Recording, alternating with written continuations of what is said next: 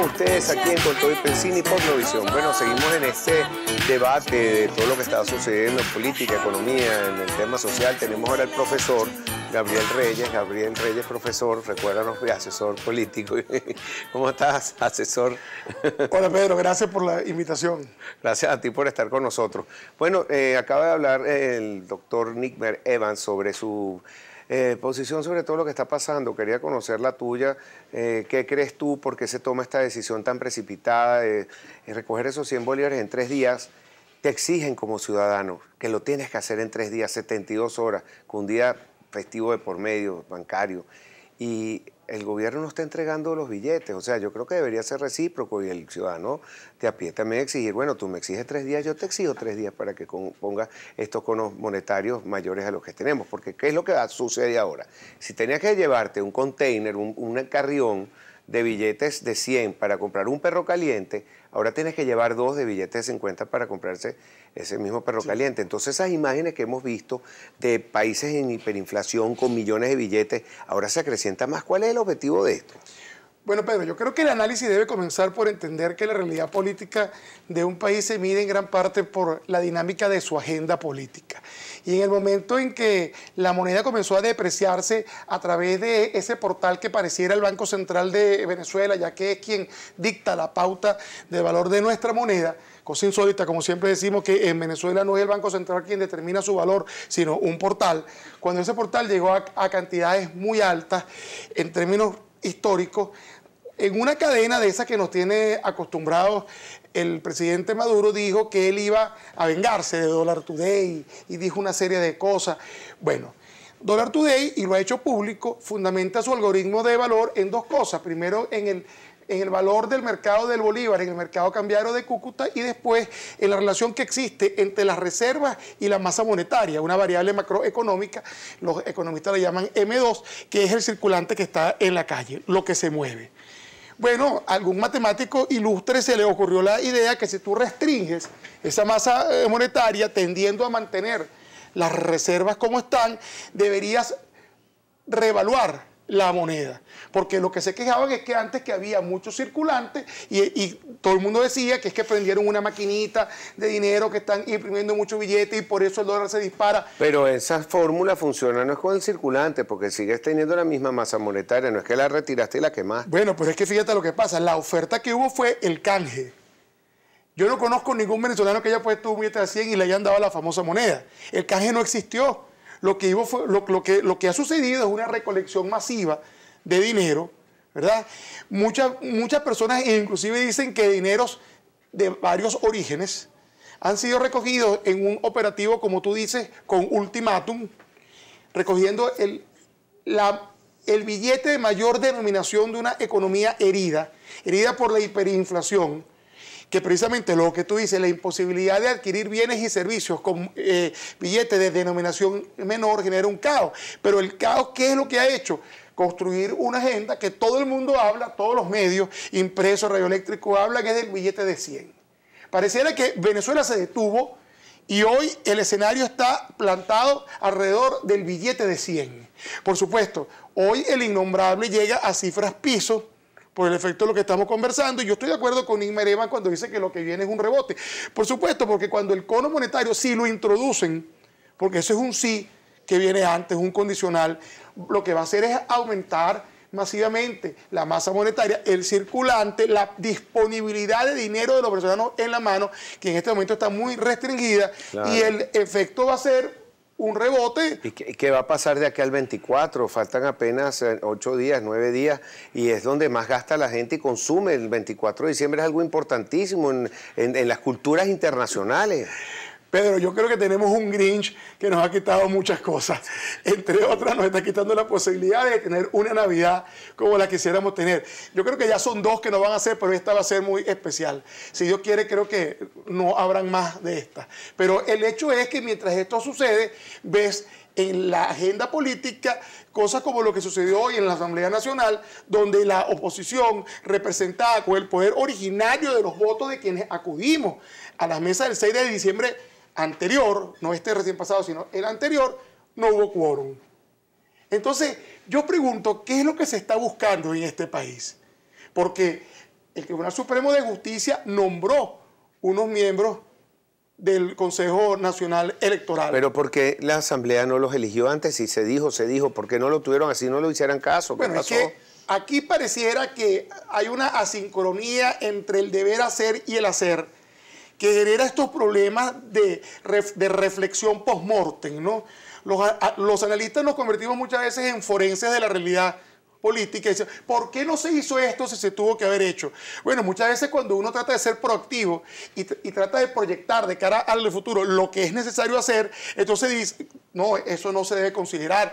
O sea, de aquello que nació como un diálogo asimétrico, que no fue tal diálogo, lo que tenemos ahora es un país con una representación en la Asamblea que no es capaz ni de validar la elección de nuestros rectores para el Consejo Nacional Electoral por falta de quórum e impávido ante una medida restrictiva del circulante que tiene en cabo el poder adquisitivo de los venezolanos en la época de mayor consumismo del año. De lo cual no se habla, pero también me llama la atención que por un lado no toman la decisión que se había dicho de nombrar los miembros para el Consejo Nacional Electoral y también del Tribunal Supremo y todo lo que tenían que hacer, pero por el otro sí tuvieron una decisión para mí valiente por parte de ellos porque es lo que más los están atacando, que le temen muchísimo a un juicio político y están hablando no de un impeachment, sino de llevar como un antejuicio de mérito como se le hizo a Carlos Andrés Pérez y llevar una serie de cosas, pero esto les está trayendo quizás hasta que les quita hasta la inmunidad parlamentaria porque se fueron por ese lado tan temerario.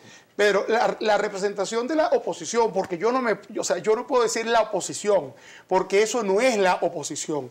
Esa representación de la oposición ha planteado unas elecciones generales que no están estipuladas en la Constitución. Plantea un juicio político que tampoco está en la Constitución de esa forma. Ahora yo creo que con lo que tú me estás comentando están retomando el deber ser de las cosas, pero cuidado, ese antejuicio de mérito pasa por manos del fiscal general de la República, que en este caso es la fiscal. Yo quisiera preguntar si la fiscal general está dispuesta a conceder el hecho de que existe un mérito suficiente para enjuiciar al presidente. Hay una suerte de trampa que yo no sé hasta qué punto los venezolanos de a pie podamos comprender en medio del marasmo de nuestras vidas, de nuestras propias crisis personales y familiares, que no existe la voluntad política para un cambio. Muchas veces yo pienso que tal vez existe una zona de confort alrededor de algunos dirigentes políticos de oposición que no son líderes, son dirigentes políticos de oposición, que tienen una zona de confort alrededor del concepto de ser de oposición. Porque tal vez ser de gobierno significa un compromiso que en esta crisis en la que se encuentra el país sumido después de este desgobierno de 20 años, no sabrían qué hacer con lo que tienen en la mano. Entonces, esa suerte de contubernio político genera un malestar muy, muy grande, porque los venezolanos de a pie lo que esperamos es que la democracia fluya como debe fluir, con el ejercicio del disenso, con el pluralismo, con la voluntad política reflejada en el escrutinio público de unas elecciones, no amarrada alrededor de una serie de consideraciones que muy pocos venezolanos se detienen a entender porque llevan una inercia de vida en crisis que no les permite entenderlo. Esa es nuestra realidad, Pedro. Pero ¿qué va a hacer ahora la oposición? ¿Qué va a hacer también el gobierno? Bueno, está trazado de que van a quitarle la inmunidad, allanarle la inmunidad parlamentaria a algunos de los diputados, van a ir en contra, no dejan que la Asamblea haga absolutamente nada. Entonces, ¿qué recursos le queda? ¿Y cómo queda también la mesa de diálogo y también el Vaticano ante esta situación y los representantes de UNASUR? Pedro, esa mesa nunca fue de diálogo, fue una mesa de encuentro. Ahí no hubo diálogo. Ya están planteando que la Asamblea en enero no se va a instalar. Anoche eso lo dijo el diputado Cabello en su programa. Dijo, bueno, si están en desacato, ¿cómo se van a instalar? O sea, ya el cuestionamiento está fundamentado en la existencia. ¿Por qué en desacato? Porque ellos no desincorporaron a los diputados de Amazonas, que era el punto por el que supuestamente estaban en desacato, o ahora están en desacato por el juicio político del presidente. Es que ellos están pidiendo que esa desincorporación vaya más allá, vaya acompañada con una serie de escritos a instancias donde esa separación, que por cierto es reconocer... Con latigazo, pues. Que por cierto es reconocer que en el proceso electoral de ese estado en particular, que hoy no tiene representación, hubo un fraude electoral, cosa que no tienen cómo probarlo. Pero a confesión de parte, relevo de prueba, y eso es una lesión muy grande para la democracia, que reconozcan que hubo un fraude donde no se ha materializado ni siquiera un juicio y mucho menos una sentencia. O sea, lo que estamos viviendo son tiempos muy sórdidos de una democracia que se diluye. Pero yo quiero que quienes nos ven entiendan algo. Las democracias tienen oposición. Los regímenes autocráticos tienen resistencia. Nosotros le hemos construido una oposición a un régimen autocrático. Interesante. Y quería preguntarte, ¿tú ves diferencias entre el chavismo y el madurismo? Porque déjame poner también una coletilla ahí, que es que yo, por lo menos en la parte económica, que es la que más analizo, veo que aquí está igualito a lo que es Giordani. Aquí en política económica, en lo que es política monetaria y fiscal, no se ha cambiado nada. Seguimos con esta divergencia de cambios cada vez peor y se sigue con eso. Y el propio Giordani lo ha criticado. Mira, el chavismo contiene al madurismo, pero el madurismo no es el chavismo. Ahí hay una diferencia fundamental. ¿Y qué es el madurismo? Bueno, es difícil. Generalmente cuando uno utiliza estas categorías pareciera que uno está tratando de exaltar algún tipo de doctrina que pudiese uno desarrollar. Creo que el madurismo surge como una categoría simplemente para describir y diferenciar lo peor del chavismo.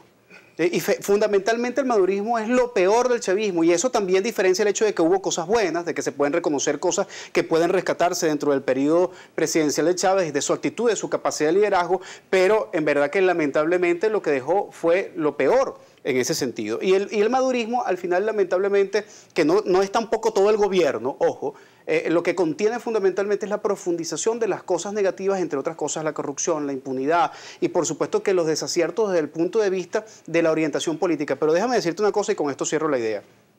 Yo creo que Maduro está implementando un modelo económico que es absolutamente distinto al modelo del presidente Chávez. Y es absolutamente distinto porque ni siquiera se parece al socialismo. No hay ninguna posibilidad de que haya una orientación política del socialismo que estaba planteado ni en el Plan de la Patria, ni en Golpe de Timón, ni en ninguno de los documentos, y mucho menos en la posibilidad de la vía económica planteada por la Constitución de la República Bolivariana de Venezuela. Así que lo que estamos viviendo hoy, sin duda alguna, es una gran deformación de lo que ya venía siendo un camino desde el punto de vista económico errático en el último periodo del presidente Chávez. Eso también hay que reconocerlo. Ahora, pero no era como para poner esta torta, sin duda alguna. Bueno, yo creo que Nigmer ha sido muy generoso en categorizar al madurismo. Yo, desde la perspectiva politológica, yo creo que el madurismo no existe, no ha existido ni existirá porque sencillamente no ha existido la impronta propia necesaria para generar una corriente alrededor de un pensamiento político propio que no existe. La mejor explicación de que no existe el madurismo es que todavía la figura de Hugo Chávez acompaña a Nicolás Maduro a donde va. Todavía es Hugo Chávez quien canta el himno, son los videos de Hugo Chávez los que están ahí, porque Nicolás Maduro no ha podido generar la conexión emotiva que el difunto Hugo Chávez tenía y necesita apelar al talismán del recuerdo de Hugo Chávez para recuperar el romanticismo de quienes creyeron en el difunto. Eso, por supuesto, viene junto con lo que tú hacías mención del plan económico. Si todavía Nicolás Maduro, cada vez que tiene una alocución, habla del plan de la patria, y eso es un documento gestado en el chavismo, como ha comentado Nigmer Evans, entonces pareciera que él es un seguidor del plan de la patria. Yo sí me preocupo cuando Nigmer dice que aquí no hay socialismo, pero es que a mi juicio aquí nunca ha habido socialismo. ¿Por qué? Porque sencillamente el socialismo no es un concepto político, socialismo es un concepto, y él lo sabe muy bien, el socialismo es un concepto económico donde los medios de producción estratégicos están en manos del Estado. Pero mira lo que está sucediendo. Estamos dándole los hoteles a Marriott, le estamos dando el arco minero a una empresa canadiense, pero eso no es nuevo. También se había repartido antes, lo que cambiaron fueron los actores. Ya no eran los gringos, los franceses, no, eran los iraníes, los bielorrusos, los chinos, porque lo que cambió fue el eje geopolítico. Pero la misma política de distribución de nuestros medios de producción y nuestra riqueza para estados foráneos de Hugo Chávez es la que se ha mantenido hasta ahora. En eso, Pedro, no hemos cambiado nada. Lo que sí creo que es importante mencionar es que no existe la posibilidad de que lo que estamos viviendo hoy sea algo que se divorcie del chavismo, porque esto, yo respeto lo que dice Nigmer, que es lo peor del chavismo, pero es cierto, al ser lo peor del chavismo, es parte del chavismo. Ok, bueno, nosotros si vemos en materia económica, el 2016 cerramos con 0,1 en la boleta, el país con el riesgo país más alto del mundo, tenemos el tercer año de caída de Producto Interno Bruto, el crecimiento económico negativo, lo que hace es que caigamos una depresión económica, también tenemos un proceso que comienza de hiperinflación gravísimo y con la pérdida del cono monetario. Y de hecho mañana no sé con qué vamos a entonces intercambiar las cosas. Ahora, ¿cómo podemos salir de esto? ¿Tú crees puede haber rectificación dentro del gobierno, cambiar la política monetaria fiscal? ¿Qué se puede recomendar? Mira, mucha gente que conoce un poco mi trayectoria me pregunta ¿por qué tú no sigues haciendo recomendaciones al gobierno como lo hacías antes? Yo le digo porque lo considero con ausencia profunda de voluntad de poder generar algún tipo de rectificación y uno no acostumbra a perder el tiempo en ese sentido. Yo no tengo ninguna duda que el plano económico hoy depende profundamente de la posibilidad de que se genere alguna transformación desde el plano político, pero lamentablemente la transformación política no es tan rápida como lo genera la presión social o demanda la presión social. Entonces, hasta que no se armonicen esos tiempos, será muy difícil tratar de generar alguna recomendación en ese sentido. Pero, a ver, ya que me has exhortado a tratar de hacer alguna reflexión, yo sí creo que hay que hacer propuestas al país. Desde Marea, por ejemplo, las hemos hecho, no solamente en lo político en relación con tratar de constituir una alternativa distinta a la polarización, sino incluso desde el punto de vista del problema económico, fundamentalmente el hecho de atender hoy y que se genere una presión social real en relación a que paguen las responsabilidades aquellos que han fugado más de 475.000 millones de dólares durante los últimos 15 años. Yo creo que es un elemento importantísimo. Tú dirás, ¿en qué resuelve eso el problema económico hoy? Te lo voy a plantear solamente en dos planos. Primero, en la generación de la posibilidad de confianza, sea el gobierno que sea, que lo haga, sí, pues generará la confianza necesaria para que el pueblo apuesta que efectivamente lo que se desarrolle en políticas económicas va a ser asertivo porque va a estar dando el ejemplo, primero. Y segundo, de ese dinero que se fugó, estoy absolutamente convencido que puede garantizarse una repatriación de capitales, una incautación de bienes y a través de la legislación internacional la posibilidad de que nosotros podamos recuperar algún porcentaje que nos permita fondear en este momento la crisis fundamentalmente para invertir y para activar el aparato productivo. Planteamiento importante. Yo creo, Pedro, que es necesario reactivar un aparato productivo que ha colapsado. Yo creo que el problema económico se fundamenta, estoy de acuerdo en el tema de que no hay confianza. Tenemos que rescatar el aparato productivo de manera inmediata para generar trabajo, para generar productos y servicios que satisfagan la oferta local. Y creo en la libre empresa, creo en el emprendimiento. Y yo creo que aquí es donde tal vez con mucho respeto puede existir la mayor divergencia de punto de vista. Yo creo en una democracia liberal, yo creo en el liderazgo de cada persona asumiendo un rol de emprendedor.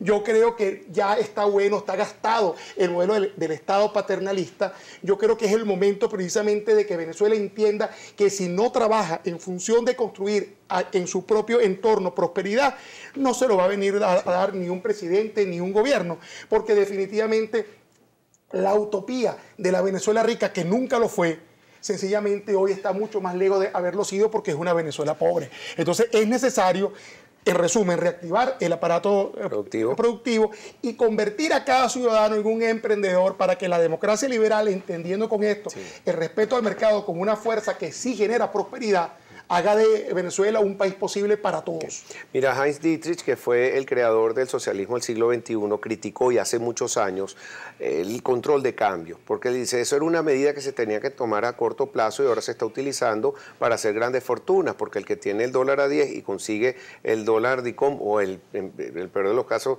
en el dólar today y lo trae, mira, esa vuelta da 450 veces cada dólar, lo multiplica por eso. Y él criticó que eso tenía que haberse eliminado hace mucho tiempo. También lo dijo Rafael Ramírez en su momento cuando era presidente de PDVSA. Imagínate hace cuántos años, lo ha dicho Miguel Pérez Abad, creo que también el presidente de PDVSA.